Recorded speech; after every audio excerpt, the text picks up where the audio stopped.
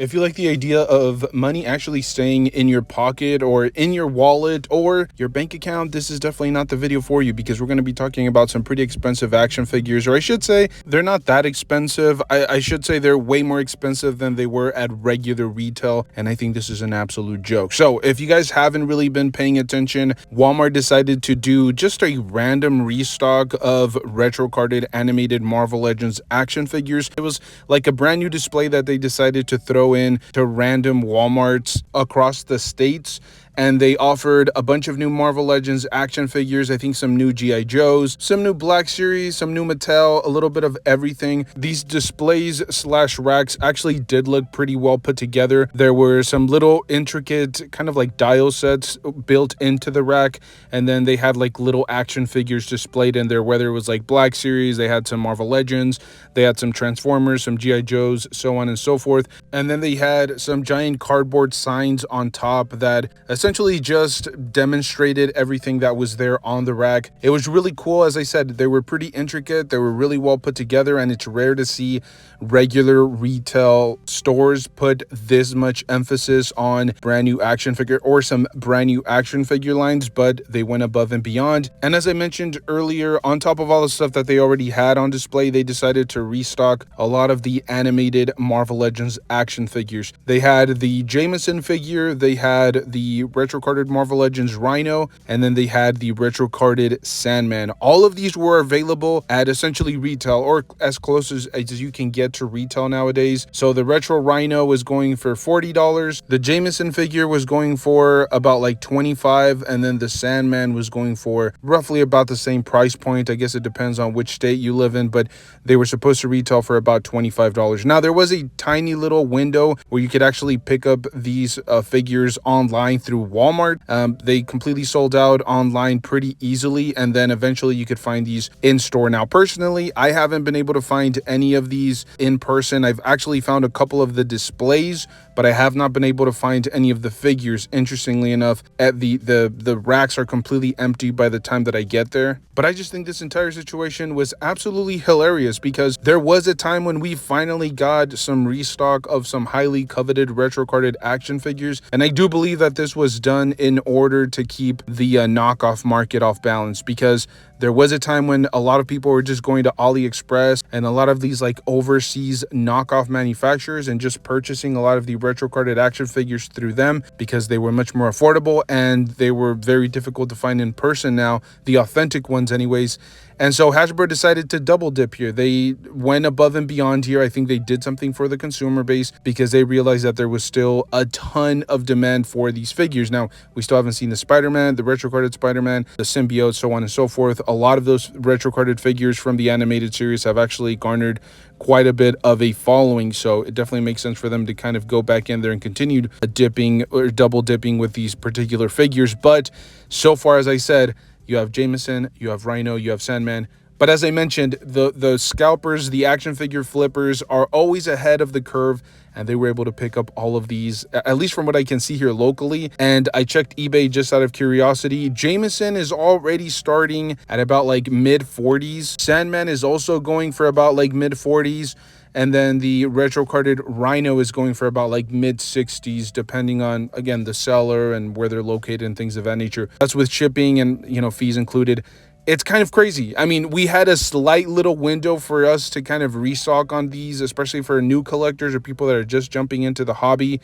And they completely whiffed again. They completely missed out. I'm not sure if it's the way that Hasbro distributed these figures. I'm not sure if it's just that you just can't beat the scalpers. You can't beat the people that actually work at Walmart, because I'm assuming some of those that were flying off the shelves were the actual employees, maybe just purchasing all of them. But this was absolutely ridiculous. I mean, these displays went up, and then literally like within a couple of days, everything was flying off the shelves. And now we're starting to see them resell online for almost twice the amount that they were retailing for. Now, I suppose the only good thing that comes from all of this is the fact that the secondary market has essentially been decimated. Granted, a lot of these people that are reselling at the moment are probably the original resellers, but still, at least you see a lot of these prices drop. For example, the Marvel Legends Rhino for the longest time was going for about like $80 to $100. Same thing with the Sandman. Now, as I mentioned, it was a very specific time frame, but I do remember them going for about like $80 to $100 as well. Now, it is worth mentioning that these were actually pretty readily available. I do remember the Marvel Legends retro carded Rhino being available the first go around, and then when they decided to restock this the second time, this is the third time that it's been restocked. When they decided to restock it the second time, it was available through like Entertainment Earth and Big Bad Toy Store for a very long period of time. Same thing with Sandman, for example. I remember seeing him go on clearance at like GameStop. Even Green Goblin, I remember seeing Green Goblin on sale at GameStop for like $16. So people that have been collecting Marvel Legends action figures for quite some time, they should be very familiar with these type of deals, and I'm sure that they had an opportunity to pick up the figures. I think this is mostly for new collectors that are jumping into the game now, or that have just started to collect within like the last couple of years. These are figures that were very difficult to find, very coveted.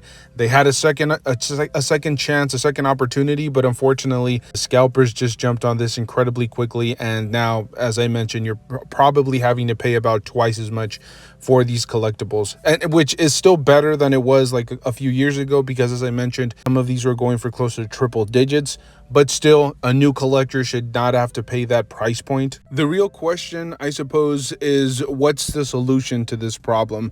Like, could have Hasbro done something a little bit different here to make these more accessible, to make them more readily available? And I guess they could have made them a wider release. Like, maybe they shouldn't have made them exclusive, or that restock shouldn't have been exclusive to just Walmart, but then there might have been something behind the scenes that we don't know about. Maybe they did the math and it just didn't make sense to make this widely available. Like, only Walmart wanted a restock of this particular collectibles, because I'm sure that, you know, Target and GameStop and all these other big major retailers, they're very familiar with the product that they're restocking. I don't think they're just randomly going out there and purchasing a ton of random figures that have already been reissued. I think up to this point, in some cases, like 3 to 4 times, especially in the case of the Marvel Legends retro carded Rhino.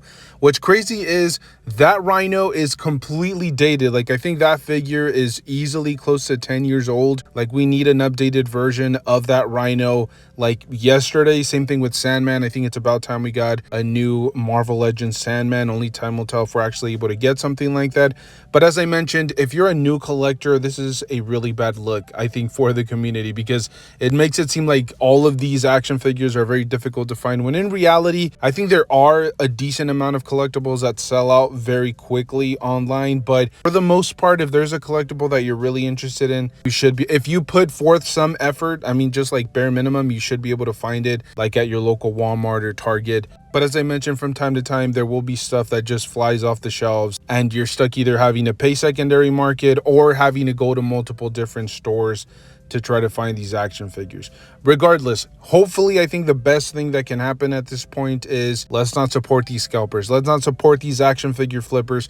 Allow them to sit on this inventory, let them collect dust in their warehouses, and then eventually they'll have to either mark them down, or Hasbro will just decide to restock again, because if they're selling out on product, why wouldn't they decide to reissue these figures in the foreseeable future? Why wouldn't they just go back in there and give us the same exact figures in the same format for new collectors and old collectors that maybe want a new one? Why wouldn't they do that, right? That's like the most minimal amount of effort that they have to put in, and as a consumer base, we continue to purchase them. So only time will tell. As I said, just be patient. Don't purchase these from these action figure scalpers. Be patient. I think eventually there will be a little bit more of a restock, or we'll get updated versions of these characters. I think that the Rhino is right around the corner. And let's be honest, Spider-Man villains are always a hot commodity. We're always going to get at least a few of those on a yearly basis, and I think we're due updates for most of the Spider villains that we have in our display.